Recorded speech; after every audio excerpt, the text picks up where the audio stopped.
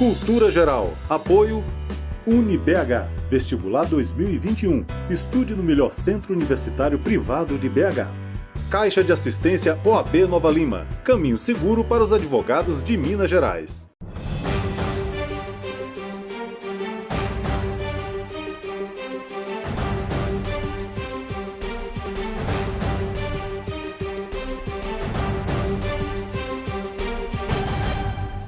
Olá, sejam todos muito bem-vindos ao Cultura Geral. É sempre um prazer fazer o Cultura Geral aqui na TV Banqueta e na Rádio Cultura de Curitiba. E hoje, na Quarta Democrática, a gente vai conversar mais uma vez com um dos grandes nomes da intelectualidade brasileira, falando da democracia. Meu mais novo amigo, Jorge Abud. Jorge, seja muito bem-vindo. É um prazer conversar com você e tratar da sua obra, né? que é uma obra importante. Democracia, para quem não acredita nela, é, de fato, um desafio a gente tratar dessa obra e tratar desses aspectos democráticos que estão frágeis nesse momento. Né? Seja muito bem-vindo. Muito obrigado, Ederson. Muito obrigado pelo convite. É um prazer estar aqui, podendo falar para uma audiência tão qualificada como a desse programa e de um tema que me é tão caro há tanto tempo que agora eu consegui reunir em alguns ensaios para publicar um livro sobre democracia para quem não acredita, né? Para poder fazer essa ponte mais inusitada aí. Jorge, a primeira coisa que eu queria te perguntar é sobre o seu conceito, que eu assistindo, obviamente, né? Você fala de Judicial Review. O que é isso? E eu acho que é pertinente para as pessoas que vão ouvir agora esse conceito que você traz dos Estados Unidos, desse estudo que você fez, dessa pesquisa, para a gente poder entender um pouquinho também, como diz o Safatli aqui, quando ele fala que a gente vive uma democracia de baixa incidência. O que seria isso? Vamos lá, Anderson. A Judicial Review, né, que seria o controle judicial, ou seja, a última palavra do judiciário sobre legalidade e constitucionalidade dos atos dos demais poderes, seja do judiciário, do executivo ou do legislativo, é um ponto que tensiona em diversas democracias. Não raros, há muitos pensadores e muitos juristas que são contrários a essa ideia de judicial review. Você tem algumas democracias que realmente existem, convivem com um modelo que não tem um judicial review que é próprio, como, por exemplo, a Inglaterra. Entretanto, eu sou muito ligado a alguns autores, vou mencionar um nome, né, Samuel Isaac Aroff, que tem um livro chamado Fragile Democracies, não tem tradução, é um livro fantástico. Países com democracias mais frágeis, mais recentes, como é a brasileira, a Judicial Review ela é um componente crucial para a saúde dessas democracias. Porque por meio dela é possível haver um controle de eventuais maiorias, quando essas maiorias degeneram, e, em última instância, é um mecanismo para fazer um controle contra-majoritário, Ederson. E sem controle contra-majoritário, eu fico com um problema, com um vácuo de como proteger aquilo que é o elemento contra-majoritário por excelência numa democracia, que são os direitos fundamentais. Essa ideia que você também transporta para o seu livro, que é Democracia, para quem não acredita mesmo, ele traz um pensamento mais reformista. Como é que você pensa isso e como é que você traz isso para dentro da sua obra? Então, vamos lá, Ederson. O Brasil vive... Eu gosto muito de um filósofo alemão chamado Wolfgang Steinmiller. Ele tem um conceito que eu acho que é muito aplicável ao Brasil. O Brasil vive uma onda de poluição semântica. Às vezes a gente tem algumas palavras, e quando a gente fala reformismo no Brasil, ou a gente fala progressismo ou conservadorismo, a gente já muitas vezes não sabe exatamente o que a gente está falando muitas vezes. Quando a gente pensa numa ideia de democracia constitucional, ela claramente tem que ter duas dimensões. Uma dimensão no sentido conservador das instituições. Então, um democrata, eu tento explicar isso no livro, ele não agride as instituições, ele protege as instituições. Então, um democrata, ele não pode ser contrário, ele não pode ser favorável, por exemplo, a uma ideia de fechamento do Supremo, fechamento do Legislativo. Só que, ao mesmo tempo, você não pode, a pretexto de ser conservador, fazer o que tem acontecido no Brasil, que é vocacionar um pensamento reacionário. Ou seja, a democracia, naquilo que ela tem de reformista, é na minha visão no Brasil, transformar em realidade o que é o programa normativo da Constituição de 88, né? Mas permitir que a maior parte da sociedade cada vez mais possa usufruir de direitos fundamentais, direitos sociais, né? Reduzir miséria, aumentar a solidariedade. Isso é um pacto que a gente fez em 88 para sair do estado de exceção e que todos nós somos copartícipes. Então, essa dimensão... Então, é muito difícil responder a tua pergunta, porque com a Constituição que nós temos, eu sou conservador no sentido de garantir que essa Constituição não seja retalhada. Então, sou contra essas propostas, como foi tragicamente apresentado pelo deputado Ricardo Barros, de uma nova Constituinte ou coisas do tipo. Só que, ao mesmo tempo, a mudança, a reforma tem que ser feita na realidade a partir desse programa constitucional. Então, as mazelas da sociedade, eu digo, temos que combatê-las dentro do constitucionalismo e não fora dele, porque fora dele, se com ele já é tão difícil, fora dele não temos garantia nenhuma, né, de como faremos. É um desafio, né, Jorge? Assim, principalmente, você também é professor, e trabalhar nesse campo do direito, nesse campo das garantias fundamentais e estabelecer, voltar, como você mesmo já disse em outra oportunidade, quem diria que nós estaríamos em pleno século XXI discutindo se a democracia é o melhor sistema, se não é o melhor sistema, se ela está frágil demais, se ela não está frágil demais. Isso é uma característica da América Latina no seu histórico, Jorge? É uma característica da América Latina, porque a América Latina ela tem o que a gente chama de...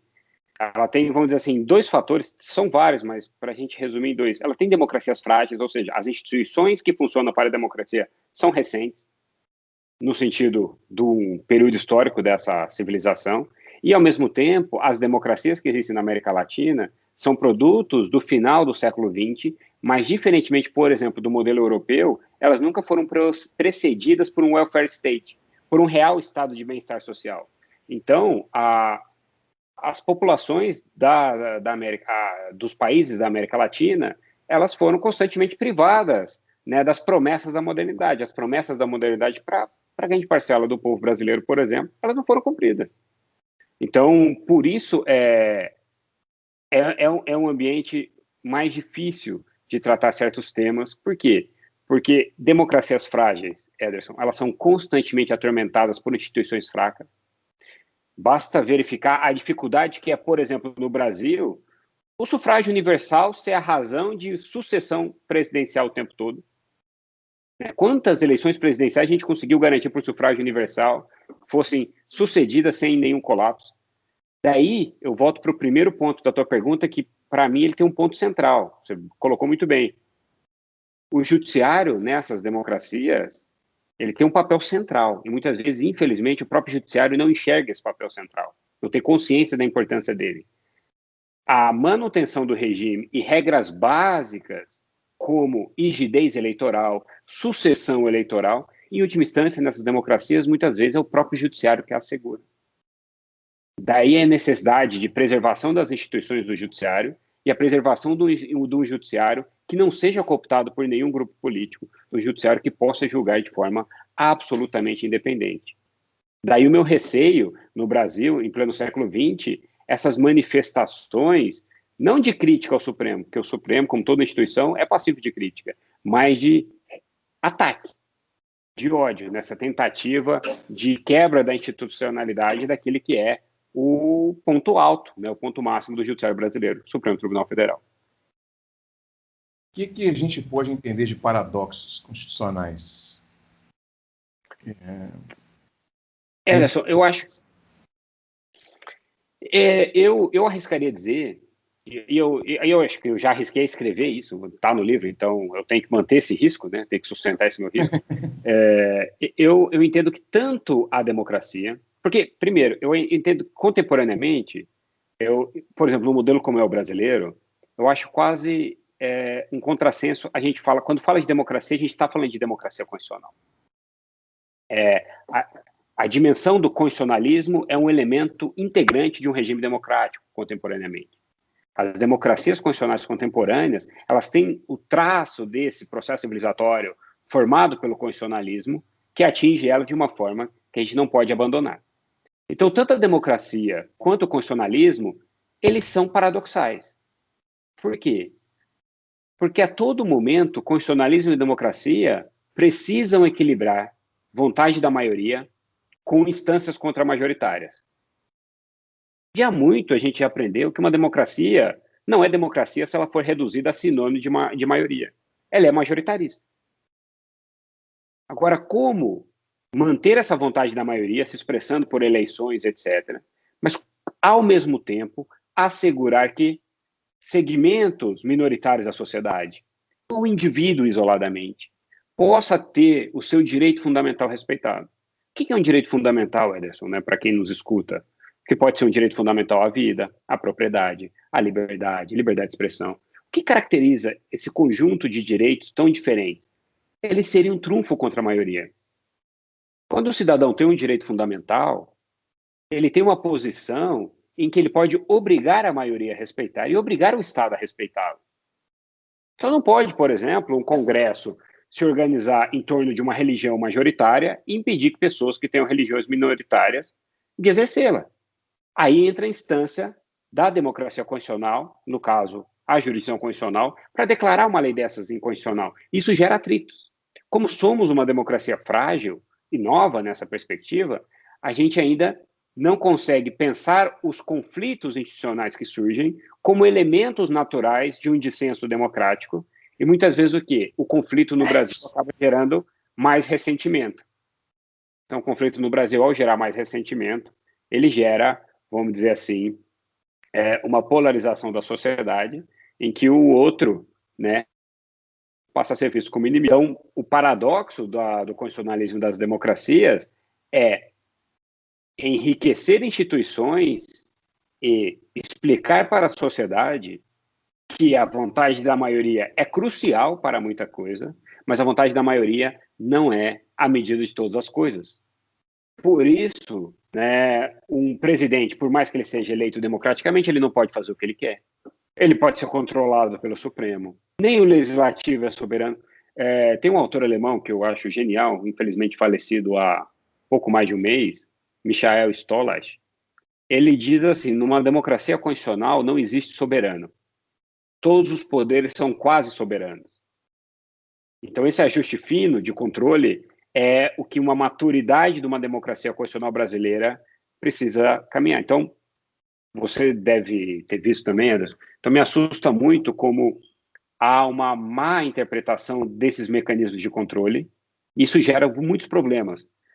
Lá no início da pandemia, o Supremo Tribunal Federal deu uma decisão, repercutiu muito, basicamente dizendo, olha, pelo federalismo brasileiro, municípios, quer dizer, prefeitos e governadores, municípios e estados, têm autonomia para realizar medidas de combate, né, à pandemia.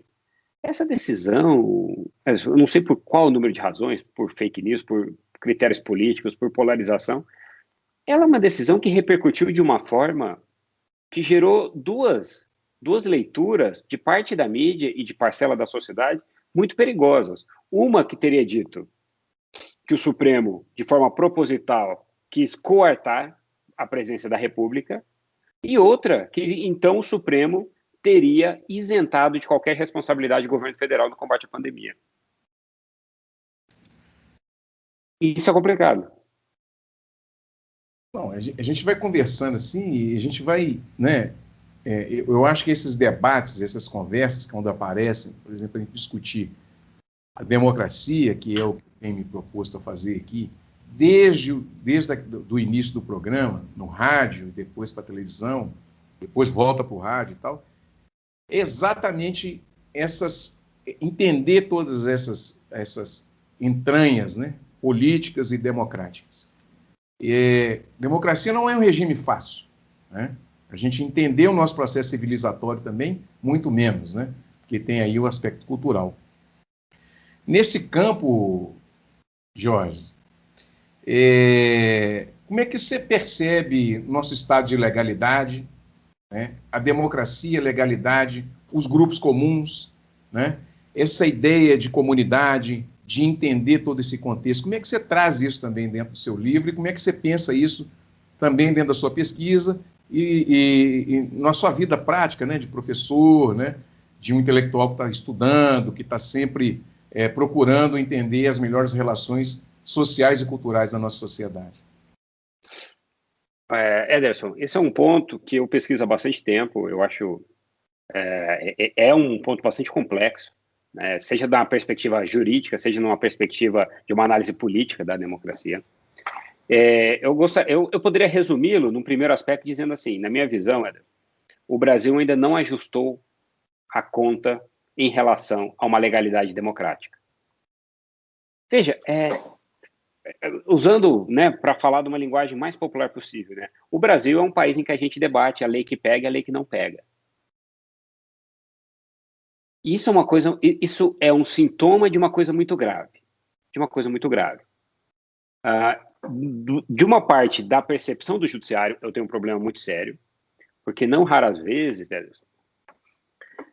a legalidade, ela é um elemento estruturante da democracia. Quando eu falo legalidade, eu estou dizendo uma legalidade sempre produzida democraticamente, ou seja, eu tenho sufrágio universal, heterogêneo, elejo representantes, esses representantes se reúnem, produzem uma legislação que passa pelo crivo de um controle de constitucionalidade. Feito isso, eu tenho uma legalidade democrática. E aí eu não posso ter uma opção de concordar ou discordar de uma legalidade democrática. E o que eu tenho percebido muitas vezes, mudanças legislativas feitas corretamente pelo próprio legislador, eu posso depois dar um exemplo bastante simples, não raras vezes, elas têm uma dificuldade muito séria de pegar, ou seja, ser aplicada pelo judiciário.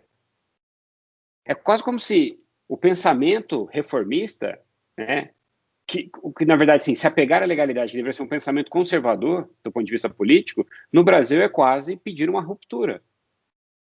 É quase um ato revolucionário.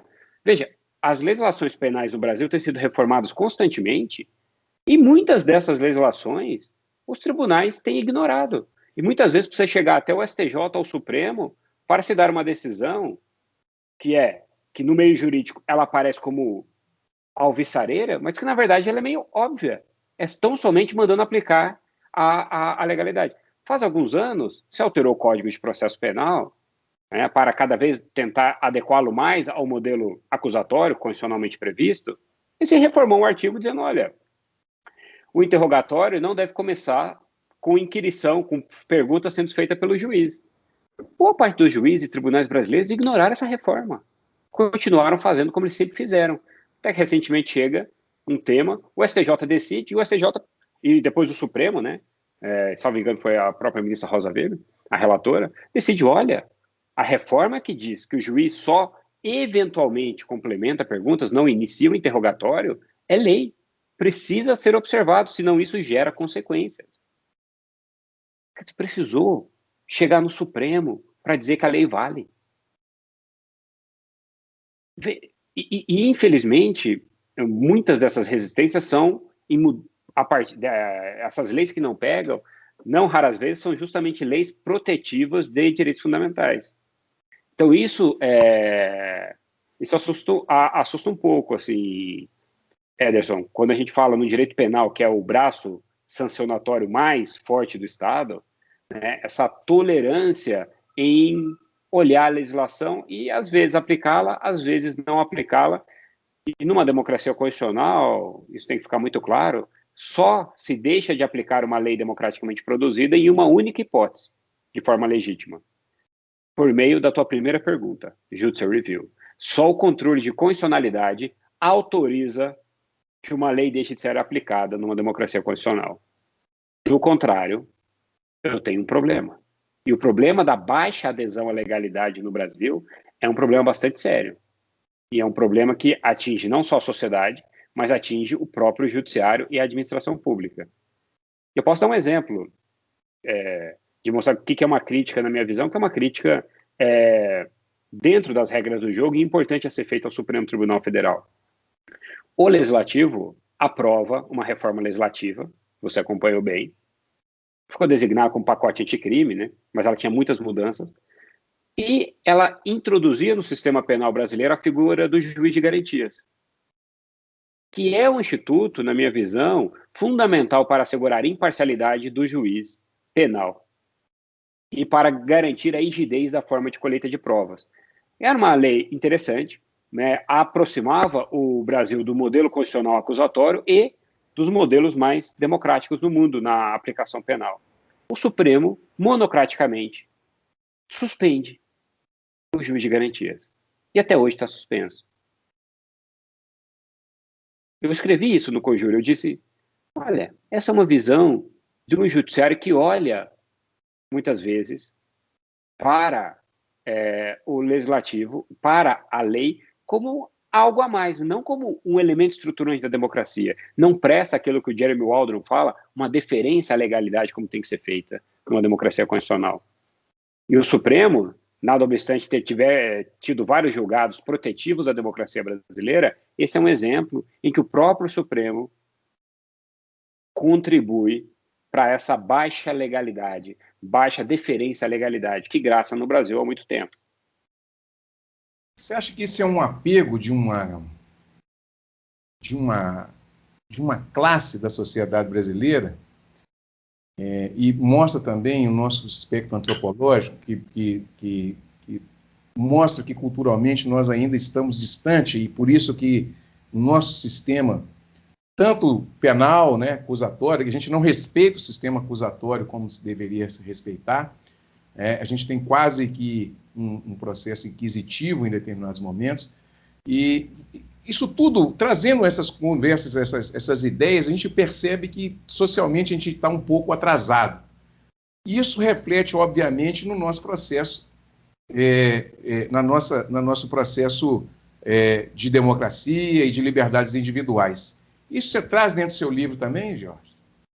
Eu falo disso numa perspectiva mais política. Eu falo do elemento que eu optei por não traduzir, porque eu acho que é uma palavra de tradução bastante complicada, e boa parte dos autores não a traduz, que é accountability.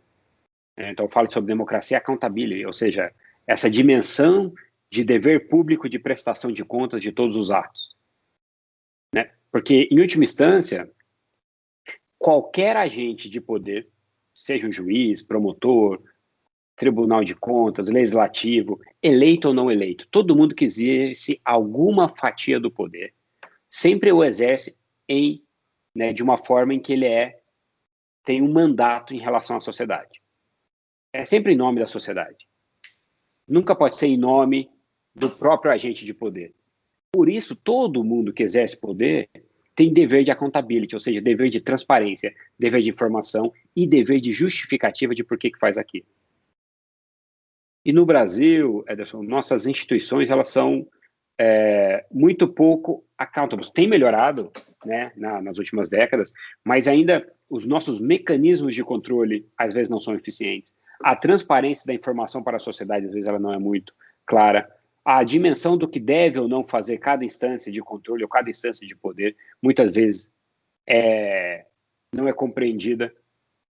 Passa a perceber até a falta da nossa maturidade institucional acerca do que faz cada um dos poderes. Não raras vezes o debate público, né, a gente percebe muitas vezes hoje sendo dito, olha, o Supremo não deixa o presidente da República governar. Isso é uma frase que eu várias vezes já fui indagado sobre isso. Claramente tentando imputar ao Supremo um agir político intencionalmente voltado para prejudicar a presidência da República. Quando, na verdade, o Supremo está lá para isso.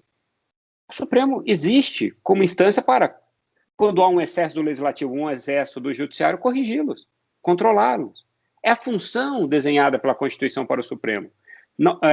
Nós, voltando à tua pergunta, acho que a gente ainda não tem a dimensão do que é o próprio desconhecimento, muitas vezes, do que é o nosso desenho constitucional enquanto sociedade. O que a nossa Constituição estabelece como direitos, deveres e a arquitetura do poder e do controle desenhados pela Constituição brasileira.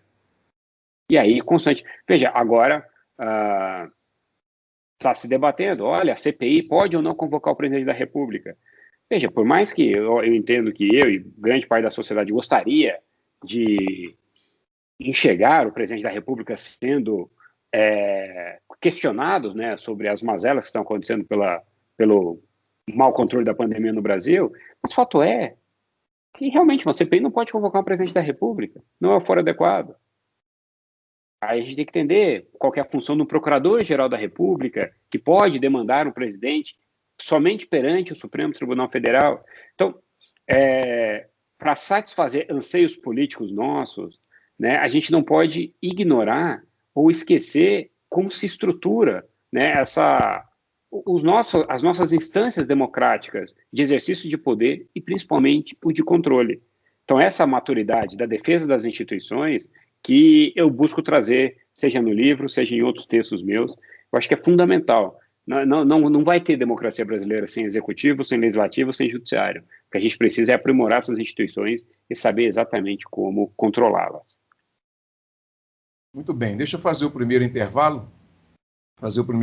Aqui na TV Banquete, na Rádio Cultura de Curitiba. A gente está falando sobre democracia com esse professor maravilhoso, Jorge Abud. A gente volta daqui um minutinho só com o professor e a gente vai continuar falando sobre democracia dentro da perspectiva digital. É um minutinho só, nós estaremos de volta aqui na TV Banquete, na Rádio Cultura de Curitiba. Não saia daí.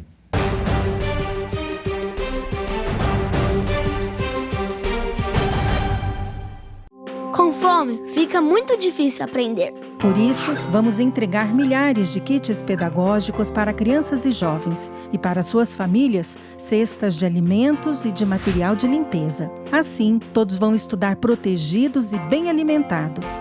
Não é fácil, mas com a sua ajuda é possível. Criança Nota 10. Proteger a infância é acreditar no futuro. Apoio TV Banqueta. Fundado em 1980, o Hospital Nossa Senhora de Lourdes é filantrópico e sem fins lucrativos. E hoje atende a mais de 110 mil habitantes de Nova Lima, Raposos e Rio Acima. O Hospital Nossa Senhora de Lourdes, eu me sinto como se eu estivesse em casa. Só tenho que agradecer, sou muito bem tratada. Aqui eu tenho eles como se fosse a minha família. O Hospital Nossa Senhora de Lourdes é o único da região responsável pelo atendimento aos usuários do SUS, nos casos clínicos e cirúrgicos de média complexidade. Possui pronto atendimento adulto e pediátrico com funcionamento 24 horas, contando com plantonistas da pediatria, clínica médica, cirurgia, ortopedia, obstetrícia e anestesiologia. E ainda conta com serviço de hemodiálise e um centro de tratamento intensivo. Hospital Nossa Senhora de Lourdes, humanidade, carinho e atenção à vida.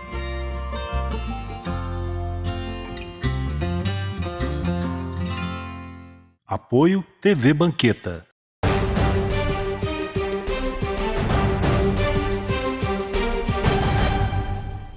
Bom, de volta com Cultura Geral aqui na TV Banquete, na Rádio Cultura de Curitiba. Nós estamos entrevistando o professor Jorge Abud e a gente está falando de democracia, estamos falando da obra que ele escreve de forma maestral, que é Democracia para Quem Não Acredita. Mas antes da gente voltar no livro, e talvez a gente também vai, é óbvio que essas perguntas ela acaba encontrando no livro também algumas respostas. Eu queria entrar nesse assunto da digitalização das relações e o desafio que essas digitalizações trazem para a nossa democracia, Jorge, porque a gente percebe.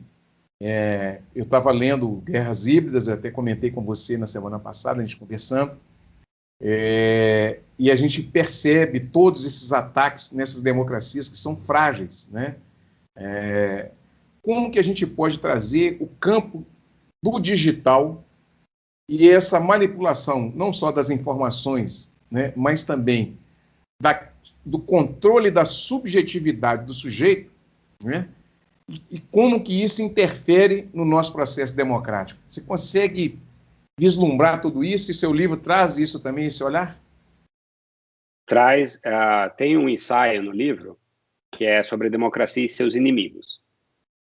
E um dos inimigos da democracia você acabou de narrar, porque tem os inimigos tradicionais que todo mundo conhece. Eu tentei ali trazer alguns inimigos ocultos, mas tão perigosos quanto os tradicionalmente conhecidos, né? Olha, ninguém duvida que terrorismo, por exemplo, é um inimigo da democracia. Só que esse é um inimigo muito, muito evidente. Em relação à tecnologia, antes de falar do inimigo, ela traz uma dupla perspectiva. A gente vive hoje, o que muitos autores chamam, e eu uso essa nomenclatura, a gente vive a chamada sociedade das plataformas. Que além de uma digitalização constante, a grande parte da esfera pública está nas plataformas. Os debates políticos, a manifestação dos agentes de poder. Veja, nos Estados Unidos, se judicializou se o ex-presidente Trump poderia ou não bloquear um cidadão americano em relação ao seu Twitter, porque o Twitter dele foi considerado um canal de comunicação do governo. Por quê? Porque o debate, a esfera pública, está nas plataformas também, queiramos ou não. Eu não sou um agente utilizador o tempo todo de plataformas. Eu uso para divulgar coisas, acessar conteúdo, informação. Não, eu não sou aquela pessoa que vai debater ali o tempo todo, né, ao vivo, ficar respondendo as coisas. Mas, porque o meu perfil é um perfil mais contido, mas isso não significa que essa seja a regra. Então, elas estão ali. Isso nos leva a duas preocupações que a gente não pode perder de vista. Aquilo que alguns autores chamam de capitalismo de vigilância, mas hoje todos os nossos dados podem ser encontrados. Ou seja, a dimensão da preocupação da nossa proteção digital é algo crucial. E o Estado, se não for regulado em balizas adequadas, ele pode acessar isso tudo e pode vazar isso tudo. Ou seja, antes de tudo, nunca foi tão importante não flexibilizarmos direitos fundamentais. Nunca foi tão importante, por exemplo, preservarmos, né, a proibição de uso de uma prova ilícita. Porque se a gente flexibilizar a prova ilícita, com essas tecnologias de vigilância, qualquer um pode ter uma prova ilícita produzida contra si. Isso nunca foi tão importante.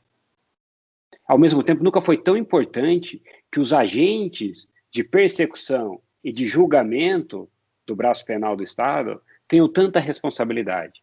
Porque uma denúncia irresponsável ela pode vir a ser julgada, não ser acolhida lá na frente pelo judiciário, mas ela pode ter destruído uma reputação, porque ela replica na sociedade das plataformas e a tua reputação, tua credibilidade é destruída por uma eventual denúncia inepta ou por um vazamento de uma informação, de uma delação premiada que não tem mínima plausibilidade. Você pode destruir uma vida só por isso. Então, essa é uma dimensão. A outra dimensão é que hoje, que é uma dimensão positiva por um lado, então, o que nós estamos fazendo aqui, há um tempo atrás, não seria tão simples. A gente poder criar canais mais específicos, mais capilarizados de produção de conhecimento, de debate, de fluxo de ideias. A gente não fica refém só da mídia, vamos chamar assim, tradicional de uma TV aberta, como existia no passado, década de 80, década de 70, que você, se não pertencesse a uma TV, você não poderia fazer um belo programa de entrevista como você faz, por exemplo, né, usando esse meio, que é o meio digital, como a gente está fazendo aqui agora, que depois pode circular na rádio, pode circular em televisão, mas não precisa se não quiser. Esse é um ponto. Não precisa se não quiser. Qualquer um pode fazer na sua própria página, algo assim. Só que, ao mesmo tempo, isso faz com que qualquer indivíduo seja uma célula de produção de informação, ou replicação de informação. E o indivíduo, ele a consciência dele. Não há editores de cada indivíduo. Então, um dos grandes inimigos da democracia, no mundo e no Brasil, não é exceção, são as fake news, notícias fraudulentas. Porque elas replicam e elas atendem ao grande inimigo da democracia, mas que é o populismo. Elas replicam e elas contam uma versão da realidade, fora de dados empíricos. Ela não precisa ter nenhuma fake news, ela é uma fake news, logo ela não tem nenhuma relação com os dados da realidade, senão ela não seria uma fake news. Ela simplifica a realidade e ela torna a narrativa maniqueísta. Ou seja, ela diz exatamente o que uma parcela engajada da sociedade, constantemente polarizada, quer ouvir. E aí ela replica. É como se aquilo que eu achava, porque alguém circula uma fake news, se torna verdade. Então, fake news ligada ao que alguns autores chamam de echo chambers, ou seja, câmaras de eco, que o algoritmo faz, porque antigamente você tinha uma ideia terrível, né? Só poder pensar assim, todo mundo diz que a Terra é redonda, mas talvez será que ela não faz sentido ela ser plana? Porque eu estou em pé, né? É uma ideia terrível do ponto de vista da ciência. Não faz sentido nenhum. Então, você tinha isso lá atrás, você comentava com alguém, você seria corrigido, você ficaria constrangido e talvez morresse ali. Com as echo chamber, você fala uma coisa dessa, o algoritmo encontra alguém que também disse isso para você, ou que concorda com isso, e você, né, aí, trazendo o clássico do Nelson Rodrigues, é quando o idiota descobre que ele não está sozinho no mundo, e que esse idiota, na verdade, ele é a maioria. E quando ele descobre que é a maioria, ele não tem mais constrangimento. E aí ele começa a replicar isso como uma prática. E aí o populista descobre isso e passa a instrumentalizar esse combo fake news com câmaras de eco para controlar e manipular parcela da sociedade. E aí eu tenho o quê? Eu começo a ter uma corrosão democrática.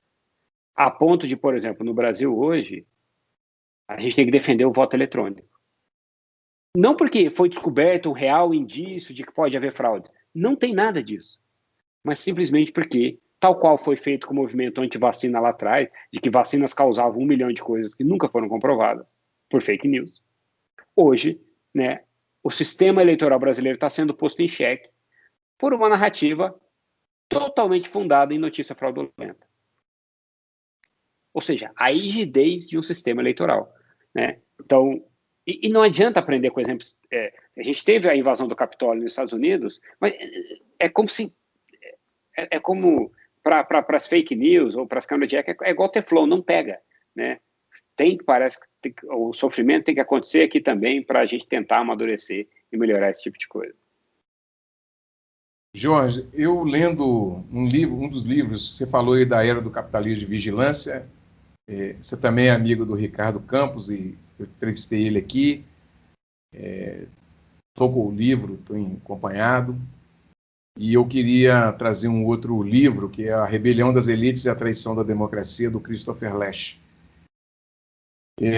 que retrata muito bem todo esse arcabouço, né, de fragilidade da democracia, das democracias estabelecidas no mundo inteiro, e que hoje o grande transformador democrático não é mais aquele modelo que teve da rebelião das massas, lá no início do século passado, e hoje a rebelião das elites que estão muito mais distantes da base da pirâmide.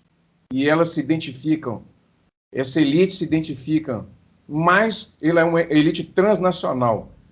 O milionário brasileiro, ele se identifica muito mais com o arquimilionário francês do que com o seu próprio nacional, mesmo estando na mesma classe. E isso traz uma corrosão, porque ela, com o poder econômico, ela é a grande transformadora, né, do campo social, quando a base da pirâmide acaba agarrando naquelas pautas mais conservadoras, não ao aborto, essas coisas que estavam mais ligadas a esse campo da elite mais conservadora. Essa transformação, junto com essa amplificação nesse campo digital, traz esse desafio para a democracia. Você traz esse olhar também no livro, sim, ou perto disso, que é esse descolamento do topo da pirâmide com a base e essa transformação social, com essa... Virou, de fato, uma polarização, mas uma polarização muito desigual, né? Temos conceitos, por exemplo, na editora Contra a Corrente, como a porofobia, e temos tantos outros neologismos que estão vindo também. Como é que você enxerga tudo isso, não necessariamente na obra, mas também no campo da democracia, da filosofia, do direito, da antropologia e por aí vai?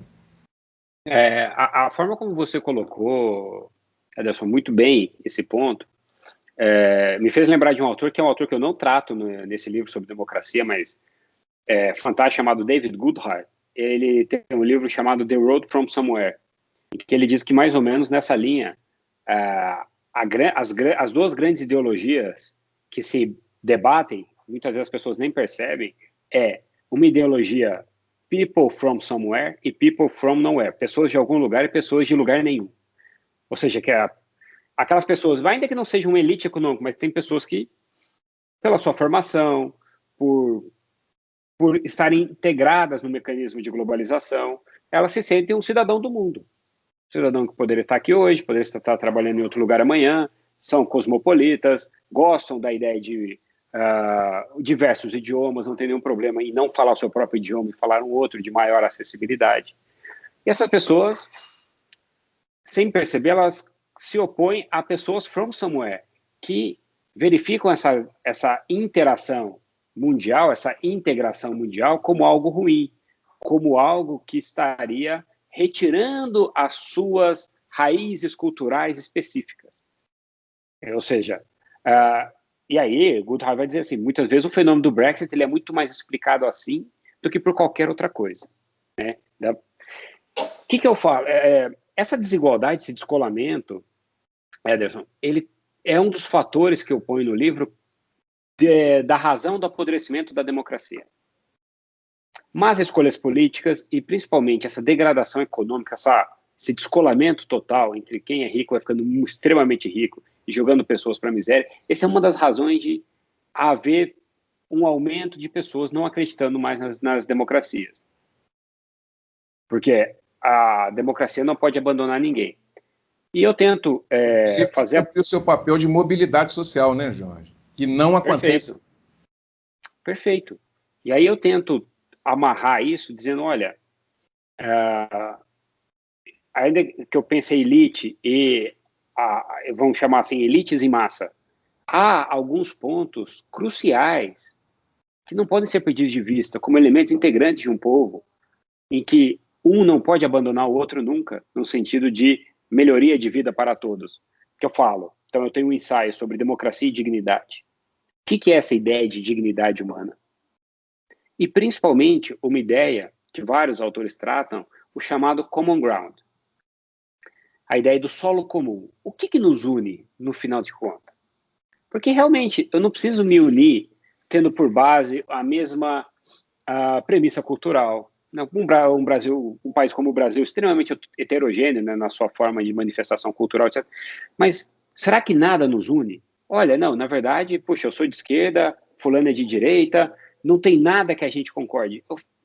E o Common Ground, ele busca restabelecer um debate. Os americanos dizem, olha, mas será que republicanos e democratas discordam de tudo o tempo todo? E aqui no Brasil, será que discordamos de tudo o tempo todo? Será que nós não temos esquecido aquilo que é possível haver uma concordância? Ainda que seja mais simples possível. Um dia eu estava debatendo com alguns alunos meus, e um aluno meu, né, talvez frustrado, né, com a situação que a gente passa e tudo, falou, professor, não, olha, se a gente pegar um determinado grupo, é impossível, não tem nada para concordar com fulano e ciclano. E aí, eu conversando com ele, né, tinha ideologias diferentes, né, um dos interventores da conversa, falei assim, mas vamos pensar o seguinte, volte o máximo que você puder voltar atrás, para tentar começar uma base comum e vá avançando. Aí eu falei, olha, será que você não concordaria que bebês não deveriam ser torturados? Ele falou, não, claro, óbvio, ele disse, bebês não podem ser torturados. Eu falei, bom, então já temos uma base comum. Ele disse, não, mas bebês não serem torturados é muito óbvio. Só um psicopata concordaria que bebês devem ser torturados. Eu falei, então, mas calma, já temos um primeiro common ground. Se você concorda que bebês não devem ser torturados, eu faço o seguinte questionamento. Você concorda que a tortura é algo ruim? Ele, óbvio, não, sim, tortura é algo ruim, afinal, bebês não devem ser torturados, tortura é algo ruim. Eu falei, bom, se tortura é algo ruim, a gente pode avançar nesse common ground e dizer torturadores não devem ser exaltados? Aí ele ficou pensativo. Então, quando a gente diz que pessoas como o Brilhante Ustra não deveriam ser exaltados, talvez muita gente que não dê a devida atenção para isso é porque não faz uma reconstrução do common ground. E a nossa função, minha, sua, de todo mundo que é, vamos chamar assim, de militante da democracia, né, protetores da democracia, né, guardiães da democracia, a nossa função é um pouco essa. Porque os benefícios de uma democracia, eles são sempre a longo prazo. E numa sociedade digital, imediatista, como a que a gente vive, muitas vezes a gente troca benefícios imediatos por apodrecimento democrático. Por quê? Porque a gente esquece quais foram os benefícios que uma democracia, ainda que frágil como a brasileira, já nos trouxe. Então, a ideia é sempre tentar trazer alguns elementos para tentar, vamos assim dizer, pacificar um pouco o debate da esfera pública. Bom, deixa eu fazer mais um intervalinho, vou fazer mais um intervalo, é um minutinho só. Nós estamos aqui na TV Banquete, na Rádio Cultura de Curitiba, entrevistando o grande professor Jorge Abud, e a gente está falando, professor e advogado, sobre democracia e os seus desafios, né, nesse mundo contemporâneo. É um minutinho só, não saia daí, nós estaremos de volta daqui a pouquinho com mais cultura geral aqui na TV Banquete e na Rádio Cultura de Curitiba.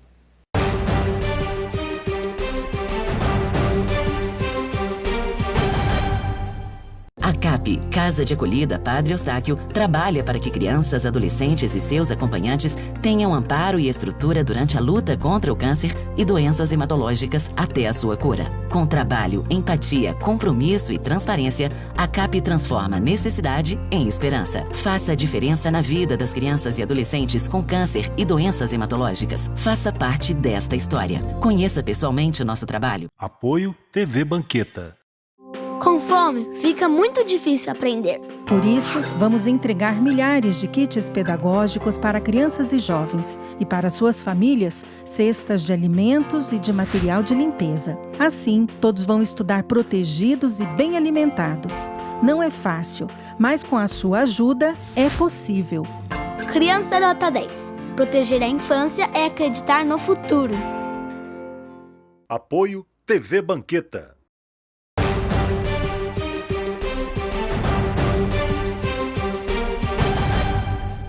Bom, de volta com Cultura Geral aqui na TV Banqueta e na Rádio Cultura de Curitiba. Eu estou entrevistando o professor Jorge Abud. A gente está falando de democracia e do seu livro também, que traz no seu título aí, Democracia para quem não acredita. É bem desafiador esse título e bem atual, né? Bom, o professor, um dos questionamentos que se faz hoje, teve uma e eu vou emendar duas coisas aqui agora. Foi quando eu tive na OAB Minas, e eu fui participar como palestrante de um seminário sobre Semana da Igualdade Racial, e no dia 20 de novembro eu fui fazer uma palestra junto com outras pessoas, e eu fiquei pensando no que eu iria falar. E eu falei, olha, com o arcabouço teórico que já tem, eu quero ouvir todo mundo para depois, na própria palestra mesmo, a gente conseguir criar algum olhar. E exatamente o que aconteceu, fui um dos últimos a falar, e eu fiz um certo questionamento. Falei, olha, hoje, se a gente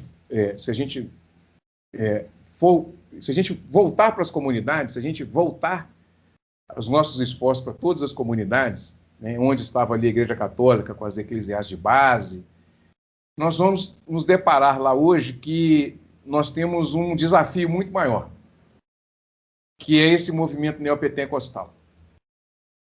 E não é de graça. Isso não acontece à toa.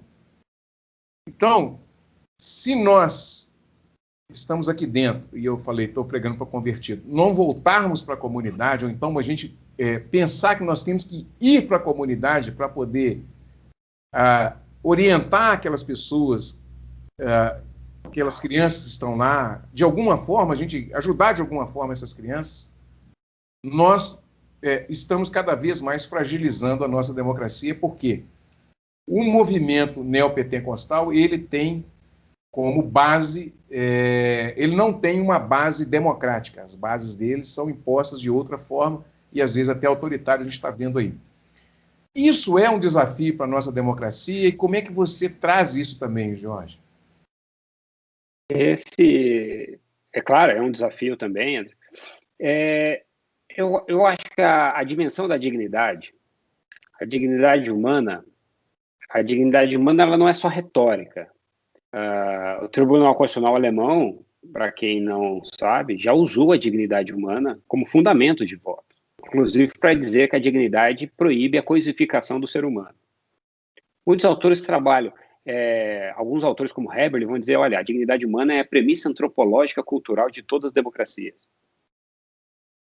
Não dá para a gente ter uma democracia para valer no Brasil se a gente não tiver dignidade.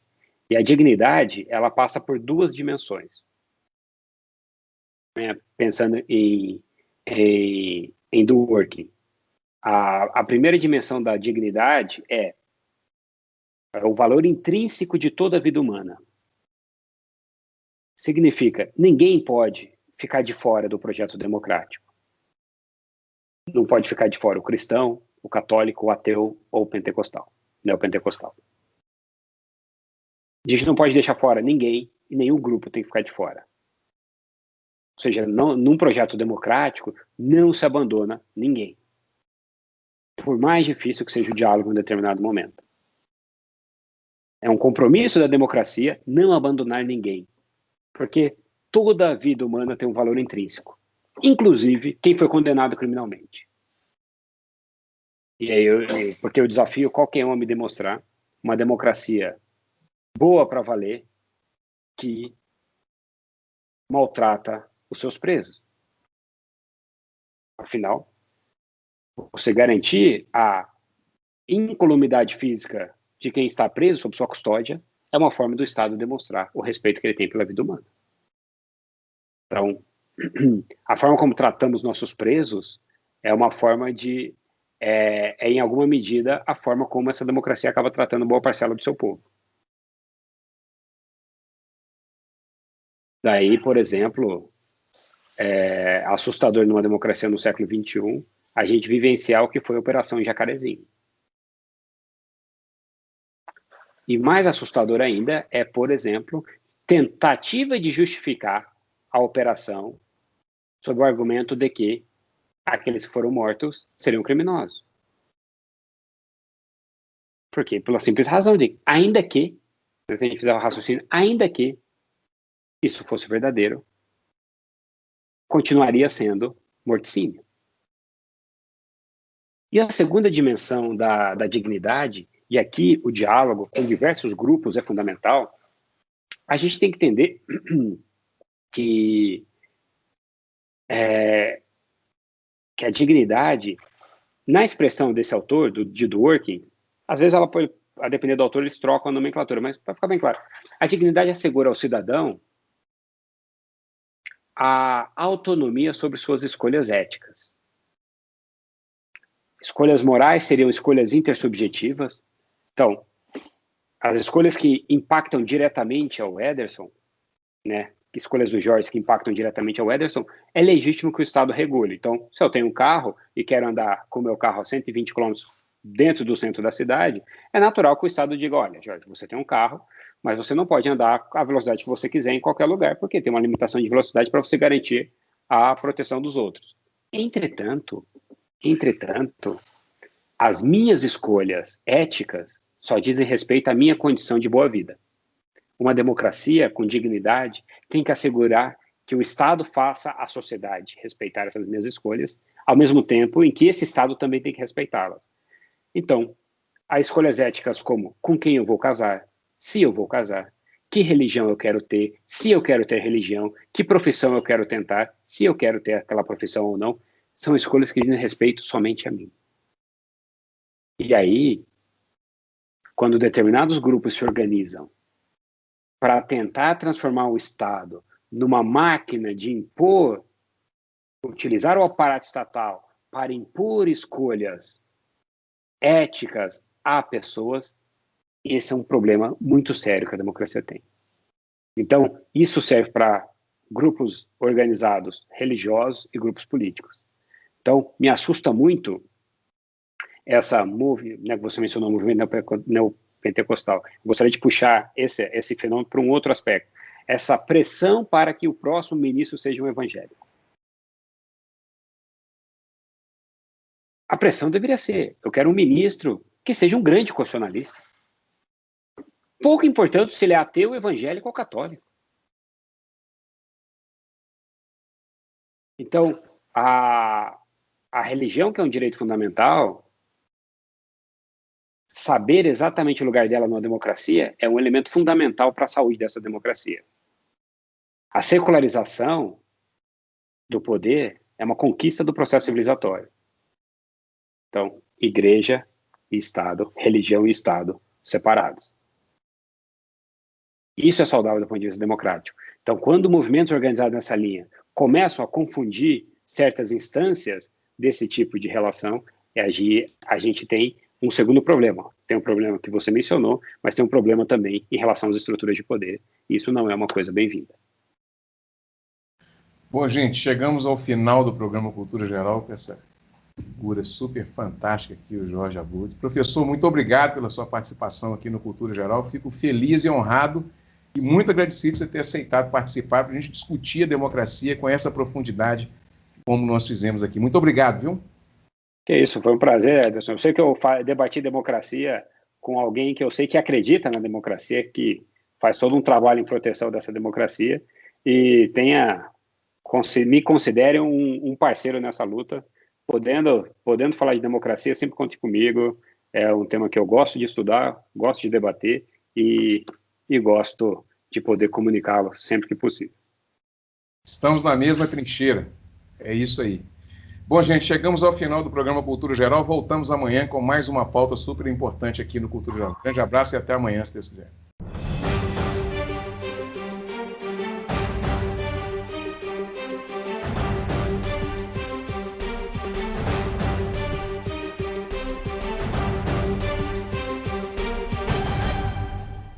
Cultura Geral. Apoio UniBH. Vestibular 2021. Estude no melhor centro universitário privado de BH.